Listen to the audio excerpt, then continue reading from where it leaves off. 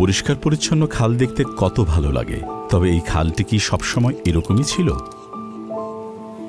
না, কয়েক মাস আগেও এই চিত্র ছিল অন্যরকম।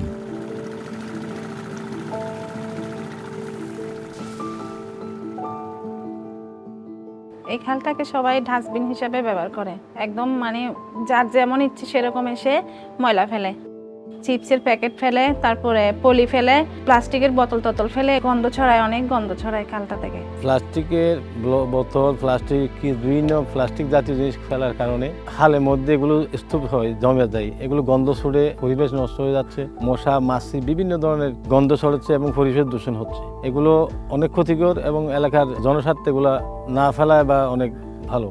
ব্র্যাক প্লিজ প্রজেক্টের আওতায় কক্সবাজারের এই খালে স্থাপন করা হয়েছে ফ্লোটিং ব্যারিয়ার। প্রশ্ন হলো, ফ্লোটিং ব্যারিয়ার কি?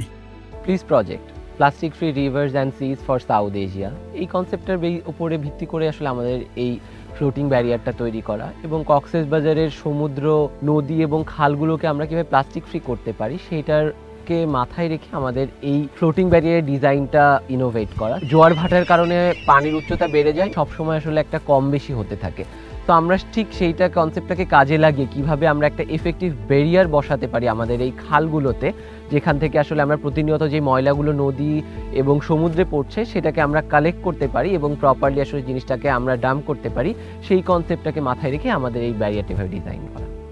ফ্লোটিং ব্যারিয়ার স্থাপনের মাধ্যমে এখন পর্যন্ত প্রায় 3000 কেজি প্লাস্টিক বর্জ্য সংগ্রহ করা হয়েছে, যা খালের মাধ্যমে সমুদ্রে মিশে যাওয়া থেকে আটকাতে কার্যকর ভূমিকা রাখছে।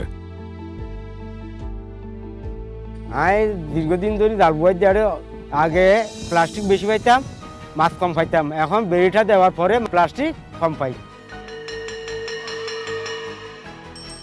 তবে ফ্লোটিং ব্যারিয়ার প্রাথমিক সলিউশন হিসেবে কাজ করলেও প্লাস্টিক দূষণ নিয়ন্ত্রণের স্থায়ী সমাধান কিন্তু আমাদের কাছেই।